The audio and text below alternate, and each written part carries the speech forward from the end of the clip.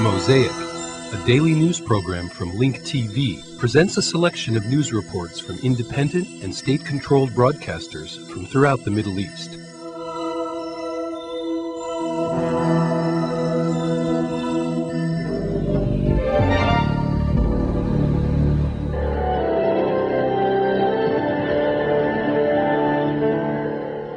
Peace be upon you and welcome to the News in Brief.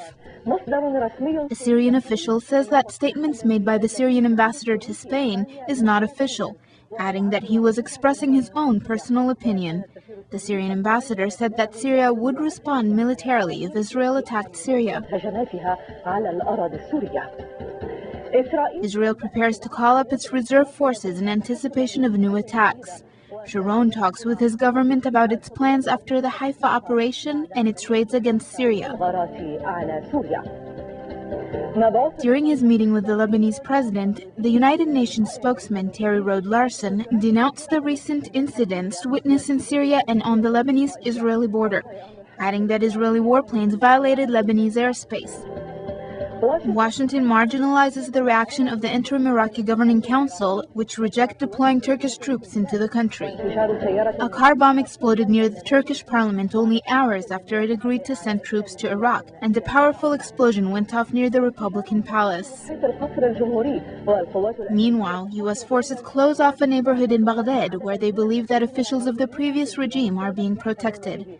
3 U.S. soldiers were killed in separate incidents.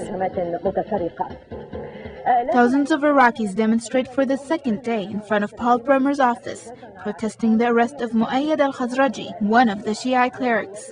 The U.S. forces arrest more than 100 soldiers, saying that they are associated with Saddam Hussein. The Republican actor Arnold Schwarzenegger wins the elections for the new government in the state of California, beating the Democrat Gray Davis and becoming the next governor. In less than 1 week, Pakistan conducts the second successful test launch of a mid-range missile capable of carrying nuclear weapons. This is the end of the News in Brief. Peace be upon you and welcome to the news. The Israeli occupation police force increases their security measures northeast of Tel Aviv and in the central strip dividing Israel and the West Bank after threats of a new operation. Meanwhile, the Israeli cabinet met to discuss the Israeli raid in Syria and the measures Israel will take following the recent operation in Haifa.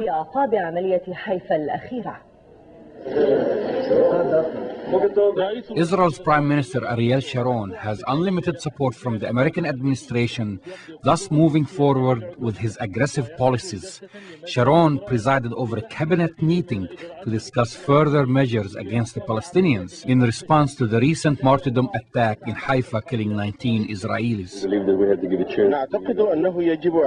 We believe that we must give the new Palestinian government a chance to see whether or not they are serious about combating terrorism. If they are serious, then Israel's position towards Palestinians will change, and maybe we can start a new dialogue with them. We hope that Ahmed Kareh is serious about creating everlasting peace between Israelis and Palestinians. Israel's raid in Syria was a top issue discussed by the Israeli cabinet.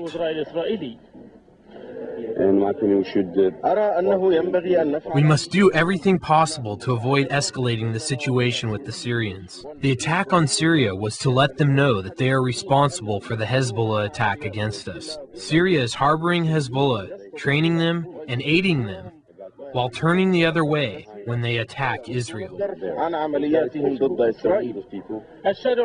Meanwhile, the Palestinian public does not have much hope in the Palestinian Emergency Cabinet, since Israel does not perceive the Palestinians as a peace partner and wants to expel Arafat. Sharon will continue with the policies of occupation, oppression, assassination, and incursions. They don't want peace. Tension is building up between Israel and its neighbors. Thus, the Israeli occupation forces are increasing their security measures in Jerusalem, in addition to completely closing off Gaza and the West Bank, fearing more operations during the Jewish holidays, which will end on October 17. The forces are also keeping the checkpoints, which divide Gaza into 4 areas, while prohibiting the Palestinians from passing through the Kalandia checkpoint in the West Bank or the Netzarim checkpoint in Gaza. As usual, Israel is enforcing the collective punishment of the Palestinians. The Israeli security measures cover the northeast of Tel Aviv, the central strip dividing Israel and the West Bank, following threats of a new operation.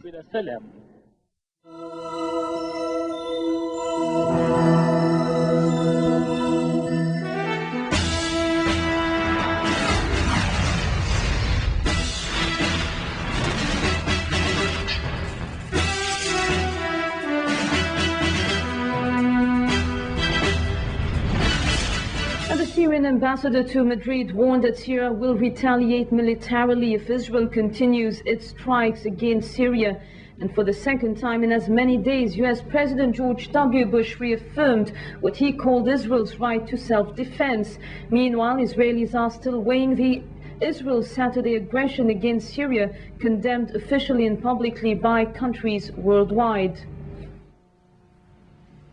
Contrasting viewpoints were issued within Israel on the recent Israeli aggression against Syria, buoyed by Israeli Prime Minister Ariel Sharon's statement that Israel was ready to, quote, attack its enemies at any time and in any way. Israeli military chief of staff General Moshe Alon named the would-be targeted countries Syria, Lebanon and Iran. He further said the strike would serve as a warning to Damascus to stop giving support to whom he labeled as Palestinian terrorists.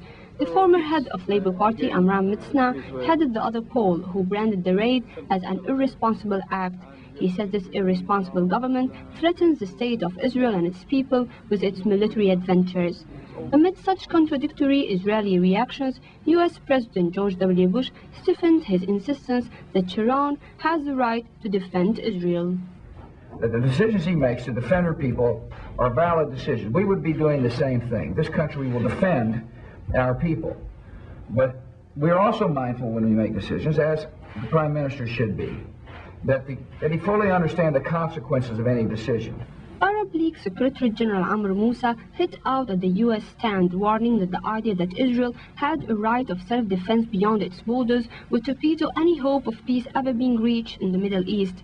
He further called for a strong response from the international community to Sunday's Israeli raid against a Syrian village, claiming the target was a base for Palestinian fighters. For his part, Egyptian Foreign Minister Ahmed Maher accused Israel of seeking to increase tension in the Middle East as a means to free itself from commitments imposed on it by international laws and agreements. The Israeli aggression against Syria evoked a wave of wrathful public protests in Cairo. University students hit the streets and flared up the U.S. and Israeli flags as they decried the flagrant silence and bias to the Israeli aggressions that violate all the international laws and provisions. The Syrian people will prove that they are struggling people as we know them. They will confront the enemy, and the people of Egypt will all back them. All the Arab states must unite. Unity is our only way to save our nation. Our Arab countries are being hit one after the other, and still we do not act. In Lebanon, the parliament recommended during its weekly session condemning the Israeli attack on Syria and calling on the government to ask the UN Security Council not to surrender to Israeli policies. Reflecting increasing tension, Israel was said to mobilize thousands of occupation troops Wednesday to be deployed to the West Bank and Gaza Strip. The Israeli cabinet was meeting Wednesday and was expected to take a final decision on reinforcements because of an increase of threats. Defense Minister Shaul Mofaz was understood to be leading the pressure for a beefing up of troop numbers, despite the reservations of some top brass. The Israeli occupation army also announced late on Tuesday it was extending the closure of the West Bank and the Gaza Strip. The closure was imposed before the Jewish New Year 2 weeks ago. In line with the heightened alert, the Israeli army also divided the Gaza Strip into 4 sections. The Palestinian Legislative Council demanded that the new emergency government headed by Prime Minister Ahmed Quraya be put on the vote of confidence next week. But despite skepticism about the fate of this government, Foreign Minister Nabil Shaath said he talked with his U.S. counterpart Colin Powell, who expressed his support for the new government after announcing its work plan. Palestinian sources expect the emergency state within 30 days. Officials in Premier Ariel Sharon's government labeled the new Palestinian government as acrobatic. For their part, Hamas and the Islamic Jihad movement stressed they would not take part in any government which would give up on the right of the Palestinian people. The two groups expressed in a joint statement their surprise for forming an emergency government. They labeled the move as a mysterious and unjustified, adding it could give confusing messages which would be used for taking suppressive measures in compliance with the United States and Israel's demands. Hamas and the Islamic Jihad also warned that this would threaten the unity of the Palestinian people, its resistance and interests. Palestinian Chairman Yasser Arafat suffered a mild heart attack last week, but doctors say he will make a full recovery. The Guardian newspaper quoted a close aide to Arafat as saying that announcing the news would have created panic at a time when the Israelis are threatening Arafat's life. The paper said if Arafat needs medical treatment not available in Ramallah, he would be likely to travel to Egypt or Jordan, but only if the Israelis guaranteed his return to the West Bank. For the second consecutive day, thousands of Iraqi Shiite Muslims gathered by a Baghdad mosque under the nervous gaze of U.S. troops to protest the arrest of two clerics and vowed to march on the coalition's headquarters. This came after a series of anti-U.S. attacks left 3 GIs dead a day earlier. U.S. occupation soldiers remain in constant alert, fearing new Iraqi attacks against their bases and their convoys a day after 3 more Marines were reported killed in bomb attacks. A U.S. military statement said that 2 occupation soldiers and an Iraqi interpreter were killed and 2 others were wounded in Al-Haswa city west of Baghdad. Less than an hour earlier at Ramadi, west of the capital, a soldier had been killed and another wounded, also in a bomb attack. On Tuesday, 1 U.S. armored vehicle was destroyed in one of several attacks with mortars and explosive devices against American forces in the northern Iraqi city of Kirkuk. According to an Iraqi police commander, a mortar bomb was fired against a building used by U.S. troops and local Iraqi police, causing no casualties. 3 further bombs were fired at a U.S. position in the same city. American random gunshots hit an Iraqi civilian following an attack on a U.S. military convoy in the western flashpoint town of Fallujah. An explosive device caused extensive damage to 1 armored personnel carrier and, according to the U.S. military, caused no injuries. After the explosion that took place at night, soldiers immediately stopped traffic on the road and 1 Iraqi civilian truck driver was taken by surprise and attempted to slow down in front of what he thought to be a checkpoint, but soldiers opened fire at the driver, hitting him in the chest. Thousands of Iraqi Muslim Shiite demonstrators gathered by the Ali Al-Baya Mosque in Baghdad under the gaze of occupation soldiers to protest the arrest of 2 clerics. The demonstrators, believed to be followers of Muslim Shiite cleric Sayyid Muqtada al-Sadr, were supplementing Tuesday's demonstration after American forces arrested Sheikh Mohammed al-Sudani and preacher Muayyad al-Khazraji along with a 12-man delegation. The arrest of the clerics came as they were negotiating with the Americans at the Municipal Council building. A U.S. military spokesman said the charges for both clerics is conducting criminal and anti-occupation acts. Khazraji told prayer-goers last Friday that Americans should respect the symbols of Islam or face the wrath of the people. His warning came after his supporters said U.S. troops searched the mosque and tried to arrest another of its clerics on September 30th. The protesters said they would stay at the mosque until occupation forces released the clerics. They lifted banners saying, "America equals Saddam." What changed for these families is the oppressor but not the oppression itself. U.S. troops terrorized Iraqi women and children as they stormed into their houses searching for alleged individuals linked to earlier anti-U.S. attacks. In a village in Baquba, fear was clear on the faces of these children as one of them closes her ears, scared of the soldiers shouting or unwilling to hear them insult their mothers and family members. 5 people were detained and small weapons of self-defense were found. In other developments, one informed Iraqi source told Al-Manar channel that a number of Iraqi intelligence officers who were working on the Iranian and Syrian files during Saddam Hussein's rule began working on the same files under the U.S. military command in occupied Iraq.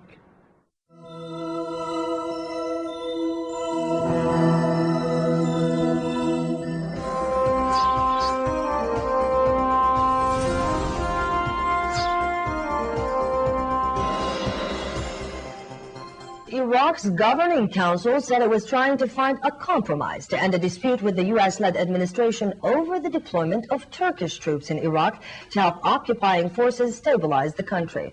Yesterday, members of the governing council, handicapped by Washington as the first step on the road to Iraqi self-rule, said the body had unanimously agreed to reject the presence of soldiers from any neighboring country, including Turkey. A statement from the council's president, Iyad Alawi, acknowledged members were worried about Turkish troops on Iraqi soil, but said no final decision had been made. But governing council member Muwaffaq al-Rubai said there was little the council could do to stop the U.S.-led administration bringing in Turkish troops. Facing daily attacks by guerrillas and mounting financial costs in Iraq, Washington is trying to get more countries to commit troops and funds. Turkey's parliament voted yesterday to approve sending soldiers to join the occupation force in Iraq. In the north, Iraqi Kurds who had helped U.S. forces topple Saddam Hussein are threatening to turn their guns against their old enemy, Turkey, if Ankara sends troops to Iraq. Meanwhile, attacks on U.S. forces occupying continue, and more casualties were reported. The U.S. military said one soldier was wounded when a U.S. convoy was attacked by anti-tank shells in Tikrit area, where U.S. troops said they have arrested more than 100 people. The military said another convoy was attacked near Fallujah, wounding an Iraqi woman, but no casualties among the soldiers. In Baghdad, thousands of Shiite Muslims marched to the headquarters of the U.S.-led administration in a second day of protests, demanding the release of a cleric arrested by American troops. The protesters had marched from a mosque in southern Baghdad, where they massed yesterday, following the detention of Sheikh Muayyad. The U.S. Brigadier General Martin Dempsey of the 1st Armored Division said that he was arrested for criminal and anti-coalition activities. And in the second missile test in less than a week, Pakistan has test-fired a medium-range nuclear-capable ballistic missile. The surface-to-surface missile had a range of up to 700 kilometers. And on Friday, Pakistan also tested a short-range Ghaznavi missile, which rivaled India, dismissed as nothing special.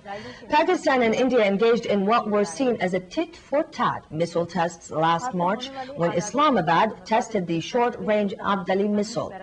Although tensions between the two nuclear-armed neighbors had eased after getting close to a fourth war last year, there has been little progress towards peace talks, partly because of renewed violence in the disputed Himalayan region of Kashmir.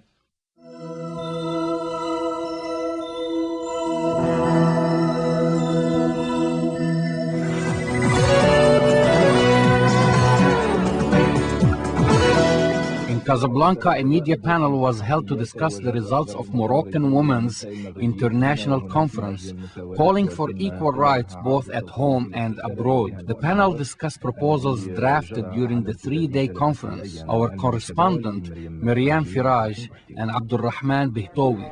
The Moroccan Women's Conference hosted Moroccan women at home, as well as from France, Holland, Switzerland, Canada, Germany, Spain, and the United States of America.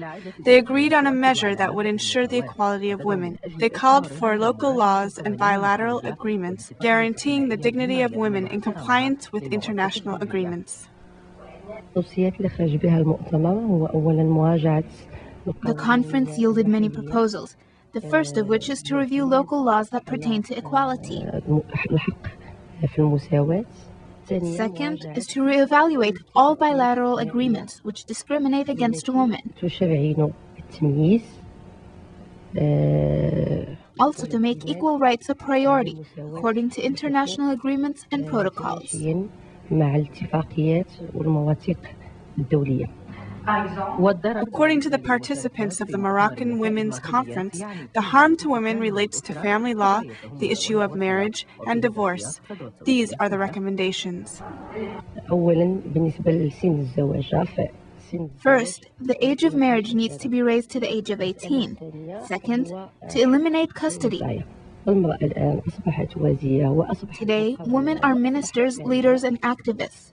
It is shameful and regretful to be under the custody of someone and to be regarded as a minor. Other proposals include placing divorce under the jurisdiction of the court, eliminating polygamy, dividing property based on the years of marriage, consolidating the custody age to 15, endowing the family home to whomever has custody of the children, granting citizenship to the children of Moroccan women who are married to foreigners. I have 3 children and they cannot be registered here.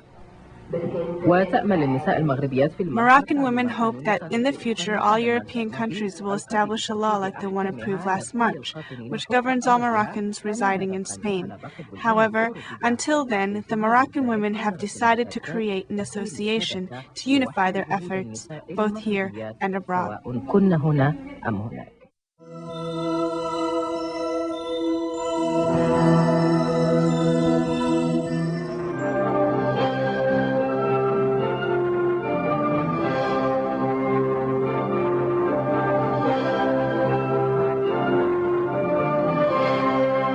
Iranian President Mohammad Khatami told reporters after a cabinet session on Wednesday that recent remarks by British Prime Minister Tony Blair, who had earlier described Iran's opposition to the Zionist regime of Israel as the sole reason to deprive Tehran of accessing to the nuclear technology, were expired words dating back to domination of emperors in the old times.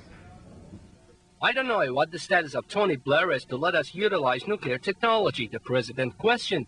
The chief executive referred to the Zionist regime of Israel as the emblem of state terrorism, saying atomic and chemical arsenals held by Tel Aviv is a big menace to the global peace.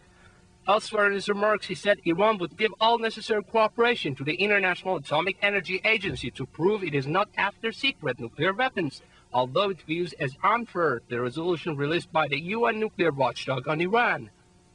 Mr. Khatami further reaffirmed Tehran makes any effort to keep its national security and interests intact, and signing the additional protocol to the NPT is no exception within this framework. Iran has never said it would not ink the additional protocol, the president said, adding Tehran IA. Mr. Khatami also underlined peaceful use of nuclear technology is the legal right of his country, and based on a recent survey conducted on a cross-section of the people, over 80% of the entire nation support the use of nuclear know-how for civilian purposes. Iran and the European Union kicked off the third round of human rights dialogues in Brussels on Wednesday. During the two-day negotiations, the two sides are seeking an agreement on the extent of freedom of speech and the right to development, which serves as a key element in human rights dialogues in international level. The talks come subsequent to a second round of similar dialogues in Brussels early March 2003. Thanks to the vigilance of the Islamic world, the United States has met widespread hatred among Muslims. In an address to the closing ceremony at the 18th gathering of Friday prayer leaders from across Iran, Chairman of the Expediency Council, Akbar Hashemi Rafsanjani, said on Wednesday, since U.S. ploys to penetrate in the Muslim nations has fallen through, it is no other way except resorting to arms. Chairman of the Expediency Council went on to say U.S. officials have explicitly announced their inability to reconstruct and provide security for Iraq and that they are unable to fulfill their pledges. He also added, in the past 2 years, the United States has been intending to do damage to Iran through any possible way, which have all failed so far. Secretary of the Supreme National Security Council, Hassan Rouhani, told the visiting chairman of the Foreign Policy Committee of the German Parliament, Volker Ruhe, on Wednesday that as a signatory to the Nuclear Non-Proliferation Treaty, Iran is as much entitled to peaceful nuclear technology as Germany, Japan, Canada and Australia. The top counselor described as unacceptable efforts by industrial and developed countries to deny others access to benefits associated with peaceful nuclear technology. As for Iran's missile capability, he said Iran came under missile attacks for a period of 4 years during the Iraqi-imposed war. The former Soviet Union and European countries played a key role in supplying Saddam's Iraq with missiles, something which made Iran determined to acquire missile capability, Rouhani said, adding Iran's missiles are not, however, designed for defensive use. And finally, winning the vote of confidence from the parliament on Wednesday, Jafar Toferi assumed top post in the Ministry of Science, Research and Technology. The new minister received ballots 163 in favor out of 198 papers casted.